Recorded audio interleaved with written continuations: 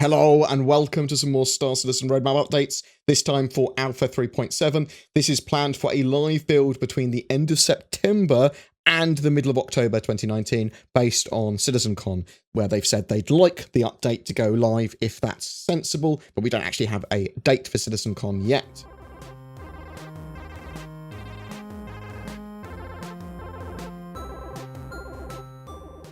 Let's delve into this 3.7 update for gameplay additions. We've got fuel scooping. This is going to be expanded behaviors for hydrogen fuel and refueling, improvements on how the hydrogen intakes regenerate their fuel. This will also take into account environmental density and flight vectors when formulating the regeneration amounts. This should give us a better balance for afterburner and fuel usage in the new flight model. The player status system adds some light survival mechanics. The player status tracks the various well-being attributes of a character, including health, stamina, and oxygen levels. This will be expanded to include thirst, hunger, rest, inebriation, hygiene, and temperature. These values will have knock-on effects for player stamina and ability. So basically, if you have not eaten for a long time and you're drunk or whatever, you might not be able to jump so high or jump at all, for example. You might have less stamina as well if you're in a bad way. This can also be used by AI behaviors to make intelligent decisions based on their own condition or the condition of others. So it basically plays a part of their schedules. They will go, I need to eat, or I need to drink, or I need to sleep. The power system V2 is actually quite a big thing. This will provide systemic connected gameplay in environments and vehicles, including connecting the doors, lights, and lift systems to power and dealing with the impacts of EMP. More components working together and communicating as intended on pretty much everything, so structures as well as ships and vehicles.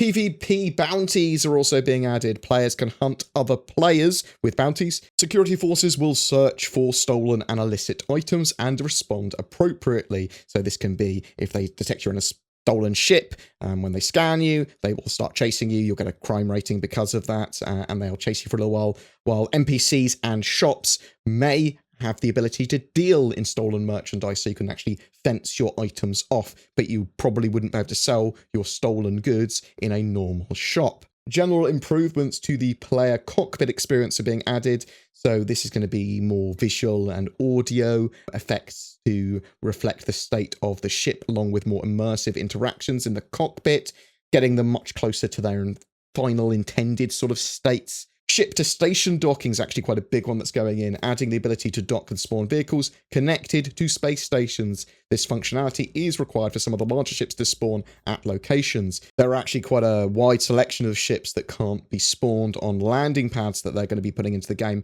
because they're too large or not suitable to be spawned on landing pads, so they have to spawn literally as a docked ship to start with. FPS close combat improvements are coming in for the takedown mechanics and general close combat melee, allowing for stealth kills with both a knife and bare hands, which will be interesting to see how that actually balances when you're trying to take down a player.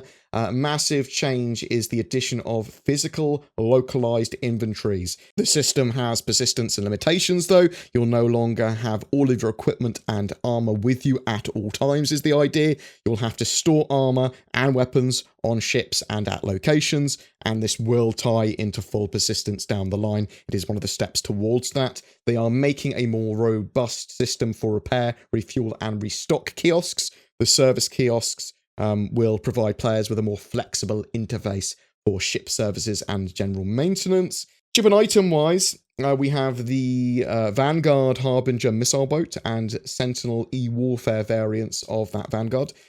These will have the updates that the Vanguard Warden got as well, so the same rear door ramp and a reworked interior room. The ship should be pretty cool. I'm very much looking forward to the Vanguard and E-Warfare that's coming into the game at some point. We also have the long-awaited Drake Cutlass Red medical variant. Weapons-wise, we have the Bearing GP33 grenade launcher and the Hedeby Salvo frag pistol. I want a grenade launcher. I want a frag pistol. I'm hoping it's like the sort of flak cannon in Unreal Tournament. There's also the Lumen 5 or Lumen V submachine gun. And for ships, the Kroneg FL33 laser cannon set. Right, so character stuff, they're going to have the Bounty Hunter style armor sets being added to the game. I think a lot of people will like these. They're probably going to look pretty interesting. They're further improving character and NPC locomotion sets for up and down stairs especially. This includes new stair animations depending on whether your character is walking, running, sprinting, and looking where they're going. It includes procedural foot alignment to ensure the character hits each stair correctly. I believe this will also propagate onto generally where their feet lie on rocks and other formations on planets as well, not necessarily just stairs. There are death animation improvements combining updated ragdoll properties with the animation system to make the death reactions of players and NPCs more realistic. This will be achieved by blending death animations with physical ragdoll simulation. Basic swimming functionality is coming for the player to be able to swim across the surface of bodies of water, including related features such as entering, exiting, and drowning. It's going to include support for hazardous liquids that can damage or kill players and other characters as well. Healing additions, so they're expanding the healing gameplay to allow the player to use items with healing properties like the med pen on other players and NPCs. That's the big thing. It sort of starts to add medical gameplay into the game, even if it's just very minor at that stage. Locations. So we're going to have cargo depot stations. These are going to be positioned close to planets and jump points. These depots are the first port of call for haulers and cargo ships and can be used to create trade routes and delivery points around the universe. So we'll see loads and loads of these eventually. They're also adding unoccupied rest stop stations, typically found in less traveled locations. These variants have basic fuel and repair functionality, but minimal crew, security, and shopping opportunities. So it might be entirely automated or skeleton crew run. This also will include derelict, but not necessarily empty stations permanently closed by their owners. You might see missions spawn there. You might see pirate bases there. You might see some other variants there too. Rest stop space station interior variants are also coming, so they're expanding the interior modular and archetype libraries to achieve wider diversity for interiors of space stations. This will just add more variants to space stations and rest stops and that sort of stuff in the verse that we currently have. AI and NPC stuff. So they're making improvements to shopkeeper AI archetypes, including additional interactions for the player, as well as other NPCs to interact with the shopkeepers too. This will include passes for animation and audio, expect some new lines and the ways they look around and stuff. FPS combat stuff, they're adding the ability for combat AI to engage the player using a wider variety of weaponry and react dynamically to both player behavior and the environment, and engage strategically and realistically based on that. On the ship side, they're adding advanced gunship defensive maneuvers and balancing of defensive maneuvers that the AI gunship pilots will perform based on detecting and how much fire they're receiving. They basically want to prevent extensive damage to their vessel and try and sort of like normalize the damage across the ship where possible. They don't want to die. That makes sense, doesn't it? So they're getting some better AI dialed in for that effect. Core tech stuff. So there's going to be improvements to the atmosphere and the planetary tech. They're trying to reduce artifacting. They're trying to have like additional density layers to capture effects like an ozone layer at high altitudes that will result in more natural looking skies at sunset on planets. So they want everything looking as pretty as possible with no artifacting, and they want general improvements in color reproduction. So they just want everything looking as great as possible. Also expect them to continue to address sort of like popping in and out of objects and that sort of stuff at this stage too.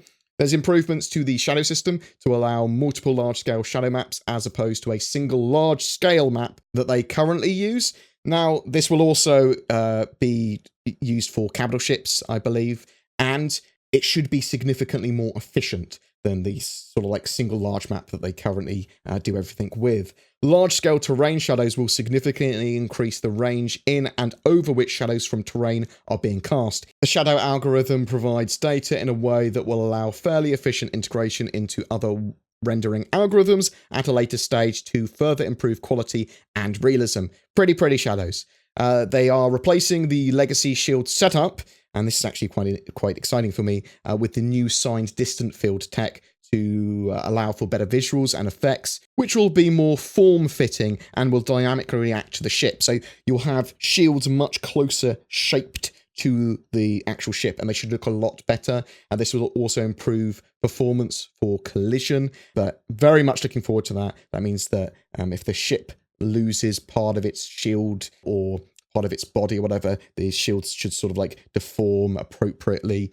Server to client actor networking reworks are going on as well. Obviously, this is much more on the server-side stuff. This is improvements to the downstream part of the actor networking responsible for communicating actor states from the server down to clients. This will improve the positioning and movement of other players and NPCs on your client with improved dead reckoning, helping to reduce perceived lag and instances of rubber banding. So this won't just make the game feel smoother and actually be a bit more balanced when it comes to lag. Fights should feel a lot better, a lot more snappy. People should not be jittering around so much with animations, that sort of stuff. But obviously, just general server improvements and optimizations are key for this game.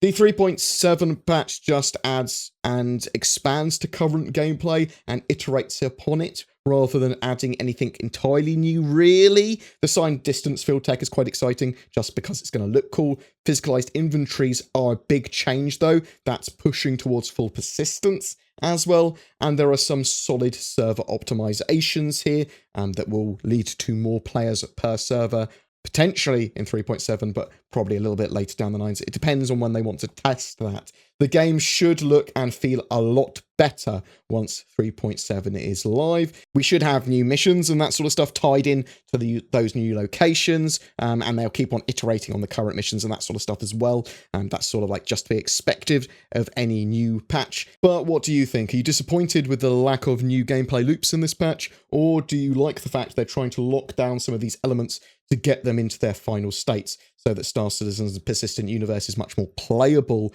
and stable? Tell me in the comments below. Every month we have a Star Citizen ship giveaway. For February, it's for a Cutlass Black and Star Citizen game package. All you need to do is be subscribed to the channel and comment on any of my videos made during the month. If you don't have a gaming PC yet, or you are upgrading, instead consider Shadow Cloud Gaming. They allow you to leverage the powers of the internet to stream a high-spec Windows 10 environment to any other PC, Mac, or device like a smartphone or tablet. It is working really well in Star Citizen's 3.4 branch, and be sure to use the code BoredGamer if you do decide to check it out to get a discount. Links below. This channel exists because of its community. If you wish to support the channel further, below there are links to Patreon, Subscribestar, and there's the YouTube channel memberships, literally the join button below this video. VIPs do get some exclusive stuff and early content as a thank you as well. If you have any feedback, suggestions, or just want to say hi, please drop a comment below or poke me on discord.gg/BoredGamer. Thanks for watching, and I'll see you in the verse.